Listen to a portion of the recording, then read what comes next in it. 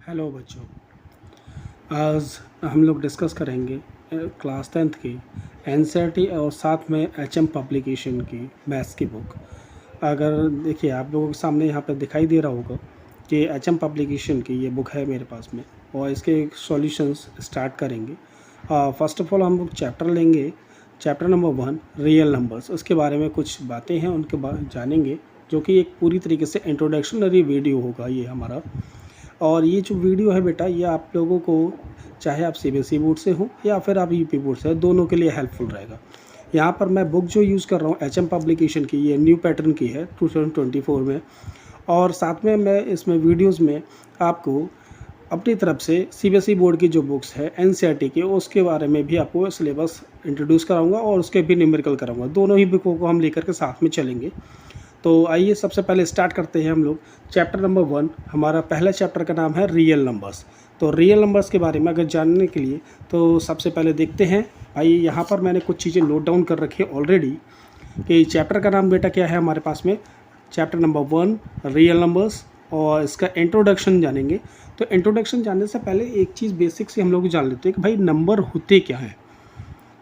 अगर आप जैसे रियल नंबर हम पढ़ रहे हैं, ये चैप्टर हमारा रियल नंबर है, बट अगर नंबर्स की अगर सिर्फ ओनली बात करिए तो नंबर्स ऐसे नंबर्स जिनको कि हम नॉर्मली बोले तो नॉर्मल हम यूज़ करते हैं, 1 2 3 4 5 एट्सेट्रा ऐसे नंबर्स होते हैं।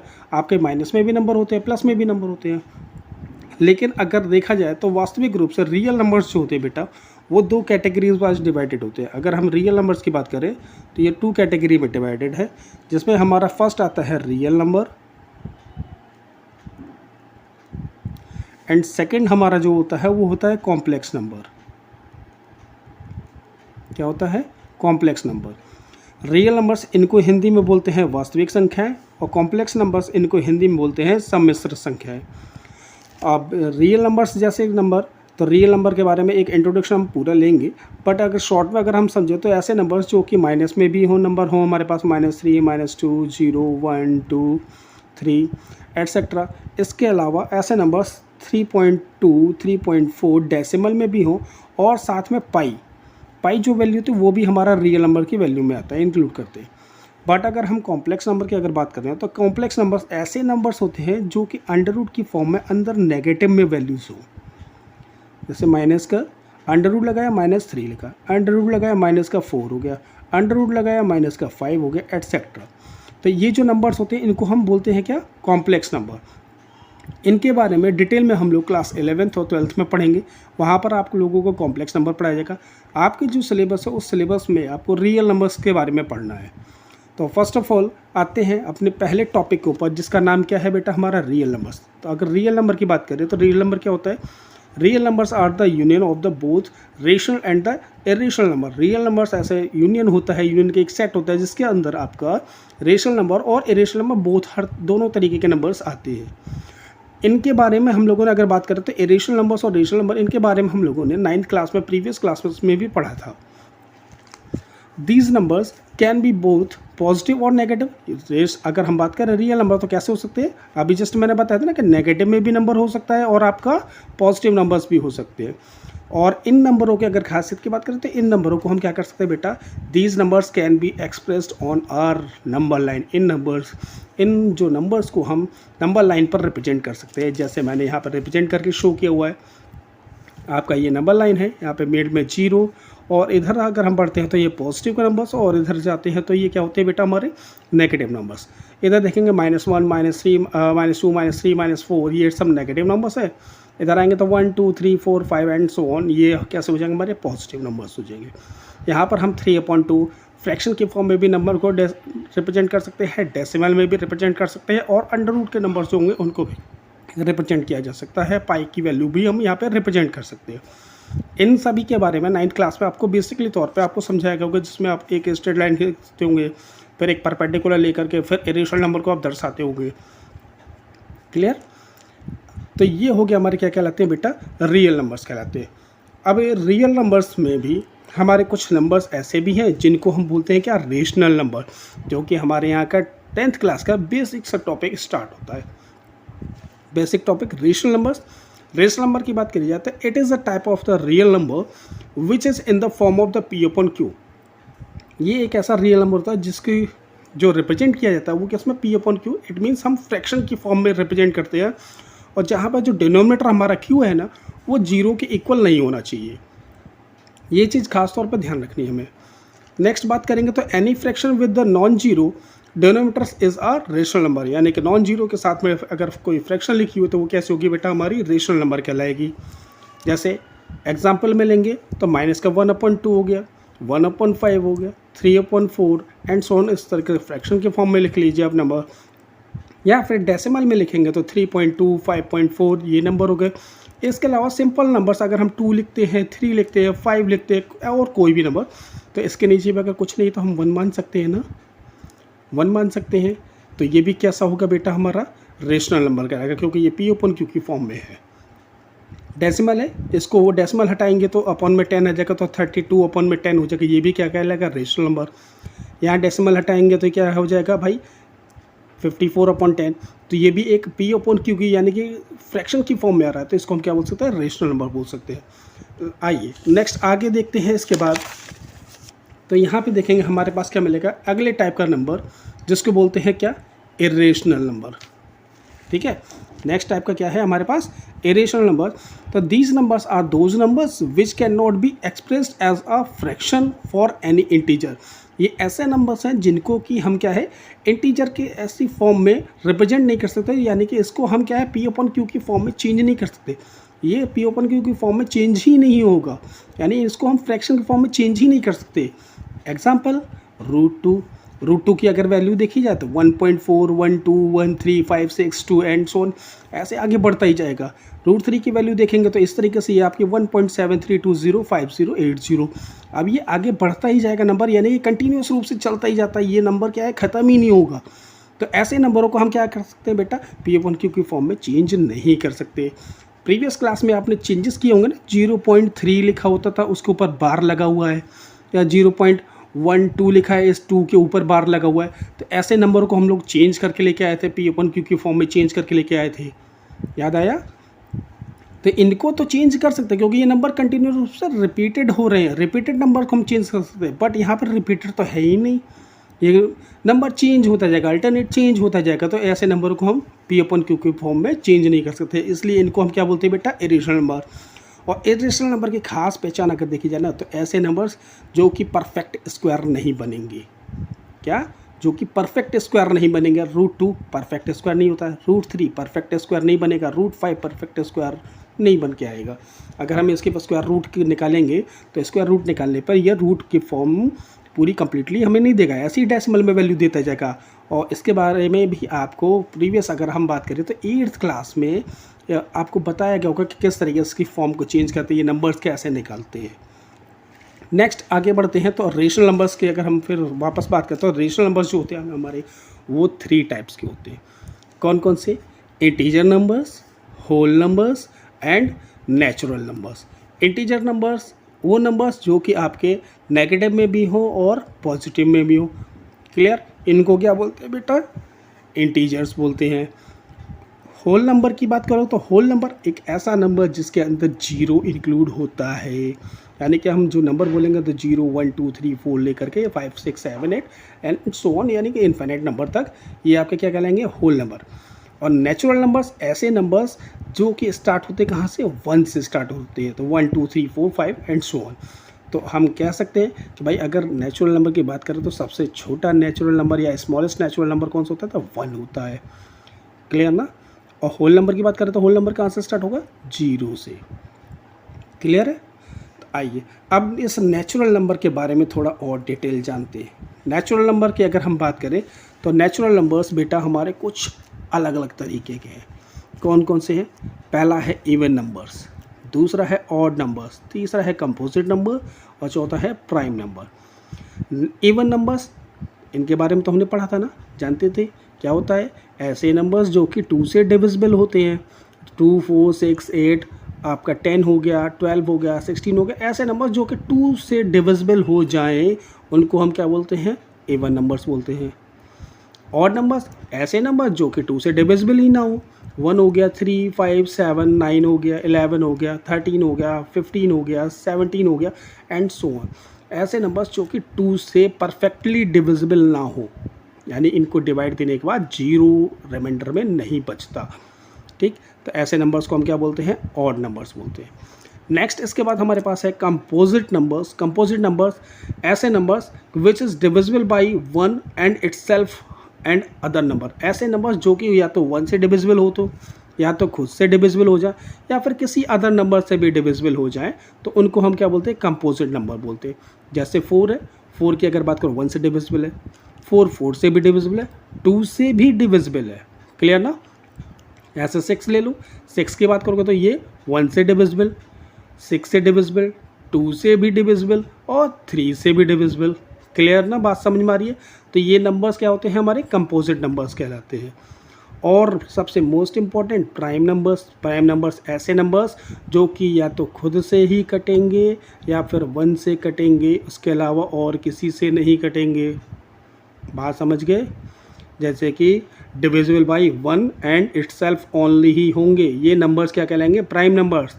जिसमें कि आपका 2, 3, 5, 7, 11, 13, 17, 19, ये नंबर्स कैसे होंगे बेटा, प्राइम नंबर्स कहलाएंगे। यहाँ तक की बात समझ में आ रही है सभी लोगों को। तो एक बार फिर से ये चीज़ ध्यान से देख लेना, स्क्रीनशॉट लेना चाहो तो स्क्रीनशॉट ले सकते हो।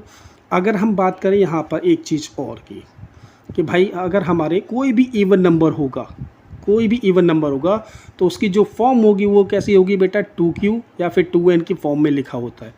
2q का मतलब अगर आप जैसे 2 लिख लो, इसके आगे अगर आपको इवन नंबर पता करना है तो भाई 2 से अगर इंटू करेंगे तो 2 2 जा 4 मिलेगा।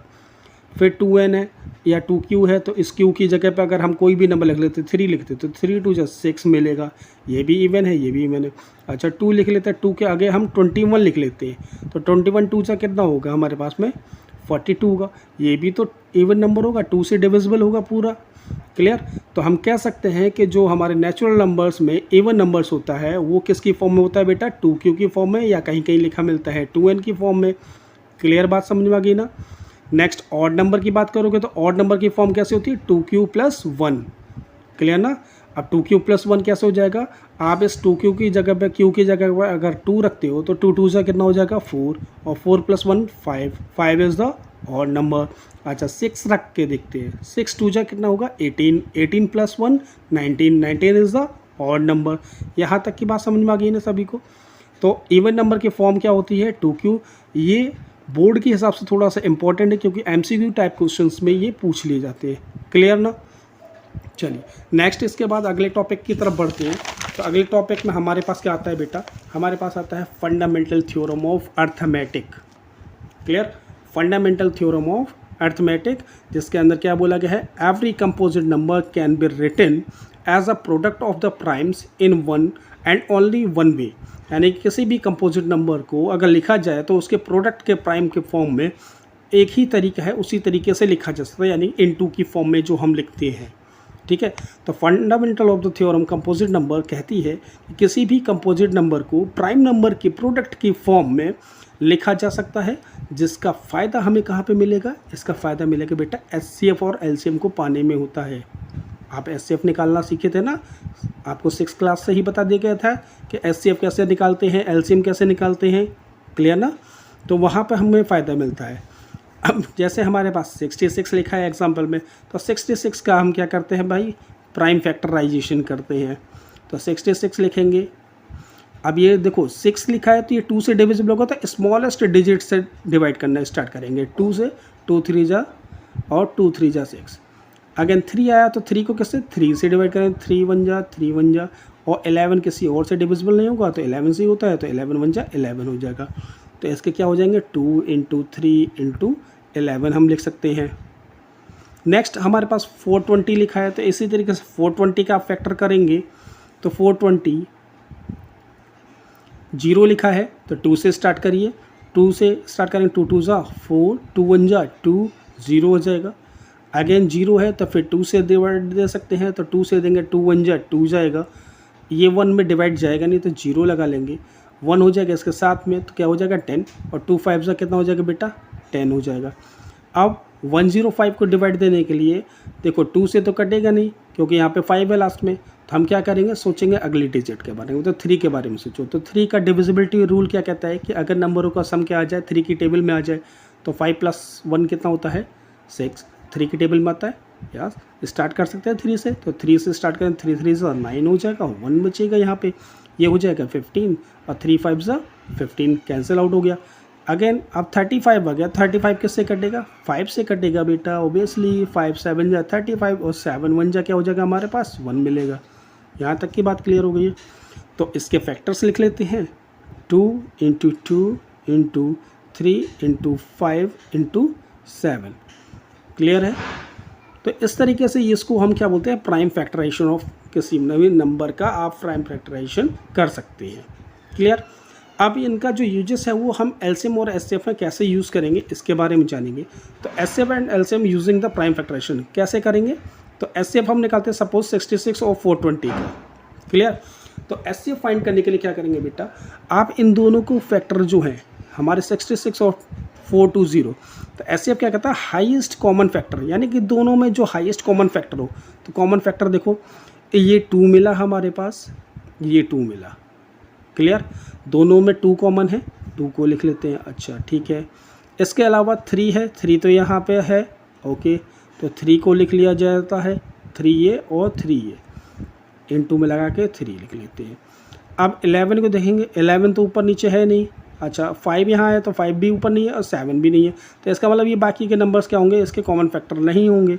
तो हम इनको क्या कर लेंगे, 3 2 ज़ा 6, तो 6 इज़ द, इसका क्या कहलाएगा बेटा, एचसीएफ कहलाएगा। यहाँ तक की बातें सभी को समझ में आ रही हैं। चलिए नेक्स्ट, इसके बाद अब एलसीएम निकालने की बारी आती है। तो एलसीएम निकालेंगे, क्या करेंगे, एलसीएम के लिए जो हमारा एचसीएफ निकल के आया ना, जिसको हमने कॉमन निकाला है, उन कॉमन को लिख लो। या तो ऐसे लिख लो, डायरेक्ट 6 लिख करके कर लो, और या फिर आप वहीं से वापस ले लो कि जो कॉमन है पहले उन नंबरों को लिख लिया जाता है। तो 2 को लिख लेते हैं। नेक्स्ट हमारा कॉमन 3 था, तो 3 को लिख लेते हैं। नेक्स्ट इसके बाद देखेंगे कि आप जो बाकी के रिमेनिंग नंबर्स हैं उन सभी को नंबरों को लिख लीजिए। तो इन सभी नंबरों को अगर हम लिखते हैं, तो एक 2 ये बचा हुआ था हमारे पास, 2 को लिख लेते हैं। इसके बाद 5 बचा हुआ था, 5 को लिख लेते हैं। इधर 7 बचा हुआ था, 7 को लिख लेते हैं। और हमारे पास 11 बचा हुआ था, 11 को लिख लेते हैं। इन सभी का प्रोडक्ट कर लेंगे, तो इनका मल्टीप्लाई करेंगे। तो मल्टीप्लाई करने पर जब वैल्यू आएगी, वो आएगी आपके पास में 4620, ये वैल्यू निकल के आ जाएगी। क्लियर है, बात समझ में आ रही है सभी को। तो इस तरीके से हम एलसीएम को फाइंड कर लेते हैं। यहाँ तक की बातें क्लियर है ना। अब जो हम लोगों का 10th क्लास है ना, वहाँ पर ये बेसिक सी चीज़, एक क्वेश्चन आ जाता है यूपी बोर्ड के अंदर बात करें तो वहाँ पे प्राइम फैक्टराइजेशन निकालने के लिए आपसे पूछ लेता है कि प्राइम फैक्टराइजेशन करके बताइए क्या होगा। क्लियर ना। और प्राइम फैक्टराइजेशन से एचसीएफ और एलसीएम ये बेसिक है, इसके बारे में आपको निकालने को नहीं आएगा। 10th क्लास के अंदर जो आएगा वो आएगा बेटा ये relation between LCM and HCF वाला फॉर्मूला। ये फॉर्मूला यूज़ होगा आपको निकालने के लिए। यहाँ पर क्या होगा कि LCM into HCF equal to first number into second number होता है। क्लियर। या फिर हम बोल सकते हैं कि LCM into HCF equal to product of 2 numbers, 2 नंबरों का प्रोडक्ट जो भी हमें दिए गए होंगे जिनके बारे में हम एलसीएम और एचसीएफ निकाल रहे होंगे। तो यहाँ पे एग्जांपल के तौर पे लेते हैं कि सपोज हमारे पास में गिवन है क्वेश्चन के अंदर कि first number is 66, second number is 420 and the LCM is given है हमें पास क्या है 4620। तो एचसीएफ फाइंड करना है। क्लियर। तो इसी फॉर्मूले को हम यूज़ करके निकालेंगे। तो हमारे पास फॉर्मूला लिखा हुआ है एलसीएम इंटू एचसीएफ। तो एलसीएम की जगह एलसीएम की वैल्यू पुट करिए, कितना हो जाएगा 4620 इंटू एचसीएफ हमको फाइंड करना है, तो एचसीएफ लिख लेंगे। नेक्स्ट हमारे पास फर्स्ट नंबर 66, नेक्स्ट 420। क्लियर है। अब एचसीएफ इक्वल टू क्या हो जाएगा बेटा, ये जो नंबर है ना यहाँ पे मल्टीप्लाई में, ये सामने वाली साइड के कहाँ चले जाता है, डिवाइड में चले जाता है। तो 66 इंटू 420 कर लेंगे, अपॉन में कर लेते हैं 4620 को। क्लियर है। अब इसको कैंसिल आउट करने स्टार्ट करेंगे तो 0 से हमारा क्या कट जाएगा, 0 कैंसिल हो जाएगा। नेक्स्ट आगे 2 है, ये भी 2 से कैंसिल हो रहा है, तो 2 से कैंसिल करेंगे। 2 2 ज़ा 4, 2 1 ज़ा 2, यहाँ पे कैंसिल करते हैं। 2 2 ज़ा 4, 2 3 ज़ा 6, 2 1 ज़ा 2। अगेन यहाँ पर अब वैल्यू देखो 2 3 1 आ रहा है। अब कैंसिल करने की कोशिश करेंगे तो कैसे होगा, चलिए एक काम करते हैं, हम 3 से क्या कैंसिल कर सकते हैं ना कि 3 2 5 हो गया, 5 + 1 क्या हो जाएगा हमारे पास में 6 हो जाएगा। सॉरी इसको आगे कर लेते हैं, है ना। आगे देखिए इस तरीके से ये क्या आ गया, यहाँ पर नीचे आ चुका है और हमारा 66 इंटू 420 हमने 21 के साथ में कर लिया, तो 4620 और इसको कैंसिल आउट करने के बाद हमारे पास 231 मिला। चलिए नेक्स्ट इसको 3 से कैंसिल करते हैं, तो 3 से कैंसिल करेंगे तो 3 7 जा 21 हो जाएगा। 3 से इसको कैंसिल करते हैं तो 3 7 जा 21, 1 बचेगा रिमाइंडर में, क्लियर ना। तो ये 1 बचेगा, तो फिर अगेन जाएगा, 1 बचेगा कि 2 बचेगा बेटा, 2 बचेगा क्योंकि 23 माइनस 21 2 बचेगा, तो 3 7 जा 21। अगेन अब 7 से ये 77 क्या है हमारा कैंसिल हो जाएगा 11 टाइम्स में, क्लियर है। और अब हमारा 11 से क्या कर सकते हैं बेटा, थोड़ा सा साफ कर लेते हैं। 66 बचा हुआ है, ऊपर 7 कैंसिल हो चुका है और नीचे क्या बचा है 11 बचा हुआ है। 11 से इसको कैंसिल आउट करेंगे तो 6 आ जाएगा, तो एचसीएफ की वैल्यू क्या आ जाएगी बेटा हमारे पास में 6 निकल के आ जाएगी। यहाँ बात समझ में आ रही है। देखो क्वेश्चन के अंदर स्टार्टिंग में हम लोगों ने एचसीएफ क्या लिखा था, 6 लिखा था ना, वही एचसीएफ हमारा यहाँ पर सॉल्व करने पे 6 आ रहा है, क्लियर। तो इट मीन्स हमारा जो सॉल्यूशन है वो भी करेक्ट है और इस तरीके से हमको यूज़ करके अपना एलसीएम और एचसीएफ की वैल्यू को फाइंड करना है। इनमें से 4 चीज़ें होंगी, चारों में से आपके पास में एक चीज़ मिसिंग कर दी जाएगी और उसके बाद आपको क्वेश्चन को सॉल्व करने के लिए बोला जाएगा। तो ये जो क्वेश्चन है इम्पॉर्टेंट क्वेश्चन है क्योंकि ये हमेशा पूछा जाता है, क्लियर। नेक्स्ट आगे बढ़ते हैं नेक्स्ट टॉपिक की तरफ। तो नेक्स्ट टॉपिक हमारे पास क्या आता है बेटा कि आपको मिलेगा अब इरेशनल नंबर्स कुछ होंगे और उन इरेशनल नंबर को प्रूविंग करना होगा। तो प्रूविंग करने के लिए हम क्या करेंगे कि जैसे एक हमारे पास में क्वेश्चन दिया हुआ है, क्या है, प्रूव दैट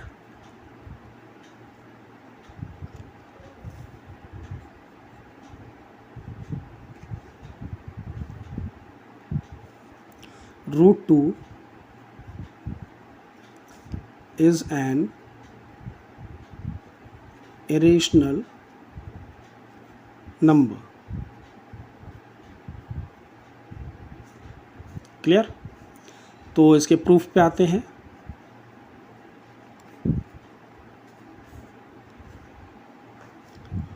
प्रूफ के लिए सबसे पहले क्या करना है, इस तरीके के क्वेश्चंस मोस्टली इंपॉर्टेंट क्वेश्चन हैं क्योंकि हमेशा √2 हो, √3, √7, √11 ऐसे जो क्वेश्चंस आएंगे ना, उनको करने का तरीका जो होगा वो एक ही जैसा होगा। इसी तरीक़ों का आप लोग हमेशा यूज़ करेंगे। तो लेट अस सपोज करते हैं कि let us assume that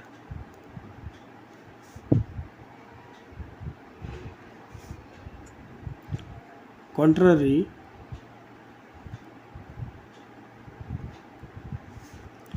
√2 is a rational number. यहाँ पर √2 को हम क्या सपोज कर लेते हैं बेटा, एक रेशनल नंबर मान लेते हैं कि वो क्या है हमारा एक रेशनल नंबर है। यहाँ क्लियर है। तो अब जो रेशनल नंबर होता है वो किसकी फॉर्म में होता है बेटा, हमारा फ्रैक्शन की फॉर्म में होता है। तो √2 को सपोज कर लेते हैं कि ये किसके इक्वल है, a/b के इक्वल है।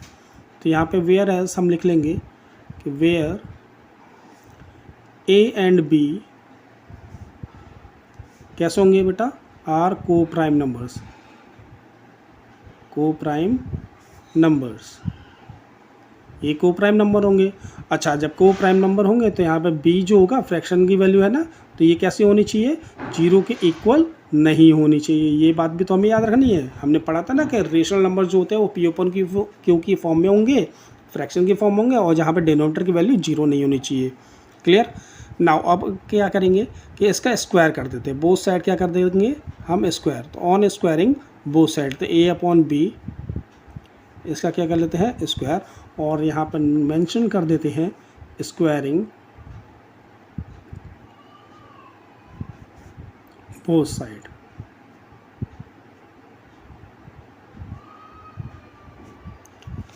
नाउ आप स्क्वायर करेंगे तो √2 का स्क्वायर कितना आ जाएगा, 2 आ जाएगा। a स्क्वायर ये हो जाएगा, अपॉन में क्या हो जाएगा बेटा, b स्क्वायर हो जाएगा। इसको हम इस तरीके से लिख सकते हैं ना कि 2b square equal to a square, clear है ना। 2b square equal to a square, ये हो जाएगी हमारा इक्वेशन नंबर 1 मान लेते हैं इसको। नाउ अगर हम यहाँ पे देखें तो यहाँ पे हियर हमें क्या मिलता है, हियर अगर बात करें तो 2 जो है ये a स्क्वायर के लिए फैक्टर का काम करेगा ना, 2 से अगर इसको डिवाइड करेंगे तो डिवाइड जाएगा। तो इस तरीके से हम क्या ले सकते हैं कि a square is divisible by divisible by 2। अगर ए स्क्वायर इसका 2 से डिविजिबल होगा तो ए भी तो इसका साथ में डिविजिबल होगा, तो वो भी लिख देते हैं, a is also divisible by 2। Clear है? तो यहाँ पे हमारे पास क्या कंक्लूजन निकल गया है? कंक्लूजन यह है कि ए स्क्वायर जो है वो हमारा 2 से डिविजिबल है, तो ए की वैल्यू भी जो है वो क्या होगी बेटा, 2 से डिविजिबल होगी। क्लियर है? नाउ अब सपोज करते हैं कि ए की जगह हम कोई और दूसरी वैल्यू रख लेते हैं, तो let a is equal to, हमने क्या ले लिया कि 2c ले लेते हैं, a is equal to 2c। तो वेयर c इज एन, क्या हो सकता है, एक इंटीजर हो सकता है, c इज एन इंटीजर। तो अगेन इस वैल्यू को हम उठा करके कहाँ रखेंगे बेटा, ये अपने इक्वेशन नंबर 1 में पुट करते ए की जगह पे। तो हमारे पास में 2b square is equal to, a की जगह पे 2c लिखेंगे तो क्या हो जाएगा, इसका 2c का स्क्वायर हो जाएगा। अच्छा स्क्वायर ओपन करें तो 2b square is equal to, ये क्या हो जाएगा 4c स्क्वायर। 2 से ये 4 कैंसिल आउट हो सकता है कि 2 टाइम्स, तो b square is equal to क्या मिलेगा, 2c स्क्वायर मिल जाएगा। यहाँ बात समझ में आ गई है? नाउ जैसे हमने इस जगह पे किया था सेम उसी तरीके से यहाँ पे भी करेंगे। अब देखो b स्क्वायर जो होगा वो 2 से कैंसिल हो सकता है ना, तो चलिए जी यहाँ पे लिख लेते हैं, here b square is divisible by 2। b square जो हो किससे डिविजिबल हो गया बेटा, 2 से, तो b is also divisible by, also divisible by 2 हो जाएगा। क्लियर है? तो यहाँ से कंक्लूजन हमारे पास क्या निकल जाता है कि हमें पता था कि भाई ए और बी जो है वो को प्राइम नंबर्स है, को प्राइम नंबर्स किसी और नंबर से कटेंगे नहीं, या तो वो खुद से कटेगा और या फिर 1 से कटेगा। लेकिन हमने यहाँ पे जो कंक्लूजन निकाला ना कि ए जो है ए 2 से कट रहा है, क्लियर ना, और b जो है वो भी 2 से कट रहा है, यानी कि 2 जो हो गया ऐसा नंबर हो गया कि जो कि a और b दोनों को काट रहा है, जबकि ऐसा होना नहीं चाहिए था। तो यही चीज़ तो हमको लेकर क्या नहीं है कि जब √2 वाले क्वेश्चन या √3 ऐसे क्वेश्चन आएंगे ना प्रूव दैट वाले, तो उसमें यही चीज़ करना है कि a और b को किसी अदर नंबर से हमें फैक्टर बनाना है, और फैक्टर बना करके फिर हमें इसके सपोजिशन को रॉन्ग करना होगा। तो यहाँ पर हमारे पास ये चीज़ मिल चुकी है। तो यहाँ पर हम देखेंगे क्या लिखेंगे, a and b having common factor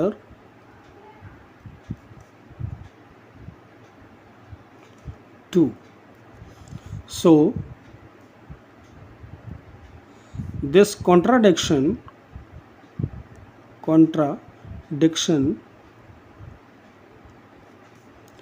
is arisen, तो यहाँ पर एक कॉन्ट्राडिक्शन मीन्स एक विरोधाभास यहाँ पर आ रहा है, विरोधाभास आ रहा है ना कि भाई 2 कैसे बन गया इसका फैक्टर, 2 तो बनना नहीं चाहिए था।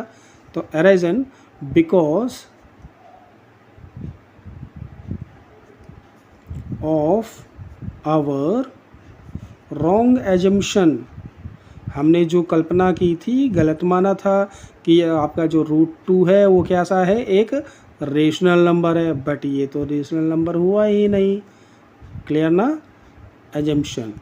तो सिंस हम क्या ले सकते हैं, इसलिए हम लिख सकते हैं बेटा कि √2 इज़ एन इरेशनल नंबर। तो ये जो प्रूविंग है ना, इस तरीके की प्रूविंग आपको लिखनी पड़ेगी। और देखिए सीबीएसई बोर्ड के लिए भी इम्पॉर्टेंट है, यूपी बोर्ड के लिए भी इम्पॉर्टेंट है, क्योंकि वहाँ पे जब टीचर ना इस तरीके के क्वेश्चन कर रहा था तो एक पेज का क्वेश्चन चला जाता है और फिर बच्चे बड़ा कंफ्यूज हो जाते हैं, कहते हैं कि यार क्या करें, इसको रटना पड़ता है। तो रटने की ज़रूरत नहीं है, आपको क्या करना है बेटा, बिल्कुल एक सी मेथड को फॉलो करना है। आपको √2 के क्वेश्चन, √3 के, √5 के, √7 के, इस तरीके से क्वेश्चन को प्रैक्टिस करिए। प्रैक्टिस करके और उसके बाद एकदम आपको लगेगा कि हाँ ये एकदम सर जी ने एकदम सही बताया है, इस तरीके से हम क्वेश्चन को सॉल्व कर सकते हैं। तो ये जो वीडियो थी मेरी, ये इंट्रोडक्शन वीडियो थी कि आपको इस चैप्टर के बारे में अभी तक इंट्रोडक्शन दिया गया है। अब आगे जो नेक्स्ट वीडियो मिलेगी उस वीडियो में हम HM पब्लिकेशन के जो सॉल्यूशंस है पहली एक्सरसाइज के उसके सॉल्व करेंगे, और उसके बाद जो नेक्स्ट वीडियो अपलोड करी जाएगी उस वीडियो में हम NCERT के क्वेश्चन को अपलोड करेंगे। तो मैं आपको NCERT और CBSE दोनों को लेकर के साथ में चलूँगा। तब तक के लिए खुश रहिए, और अगर वीडियो अगर समझ में आती है, पसंद आती है, तो एक बार लाइक और सब्सक्राइब जरूर कर दीजिएगा। धन्यवाद।